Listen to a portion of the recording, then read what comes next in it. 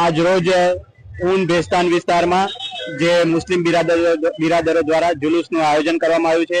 આપ સર્વને ખબર છે મોહમ્મદ પૈગંબર સાહેબનો 1500મો જન્મદિવસ શુક્રવારે હતો, પરંતુ કોમી એકતાની મિસાલ સ્થાપિત કરતા સુરત શહેરના અગ્રગણ્ય ધર્મગુરુઓએ નક્કી કર્યું કે આપણે શુક્રવારે નહીં પણ રવિવારે જુલુસ કાઢીશું। તે બદલ સુરત શહેર પોલીસ વતી હું એમનો આભાર માનું છું તથા અત્યારે પણ આપ જોવો છો કે મોટી સંખ્યામાં જુલુસ નીકળી રહ્યું છે શિસ્તબદ્ધ રીતે અને સહકાર આપ્યો છે, તે બદલ પણ એમનો આભાર પ્રકટ કરું છું। ફરી એકવાર બધાને ઈદને શુભકામનાઓ। સાહેબ, 2 દિવસ સલગ તહેવાર રહી વિસર્જન અને આજે પોલીસની કામગીરી સતત ખડે પગે ઊભી છે, એ વિશે શું? આપ જોવો છો કે પોલીસ તો પ્રજાની સેવા માટે જ છે, પરંતુ આટલો સારો પ્રેમ ને ઉમળકો અમને મળે છે મુસ્લિમ આગેવાનો દ્વારા, તો અમને કોઈ પ્રકારનો થાક લાગતો નથી એના માટે।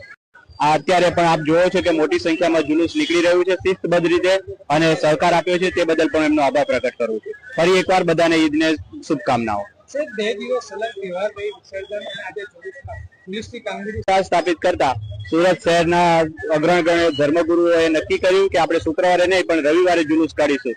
તે બદલ સુરત શહેર પોલીસ વતી હું એમનો આભાર માનું છું તથા અત્યારે પણ આપ જોવો છો કે આજ રોજ ઊન ભેસ્તાન વિસ્તારમાં જે મુસ્લિમ બિરાદરો દ્વારા જુલુસનું આયોજન કરવામાં આવ્યું છે।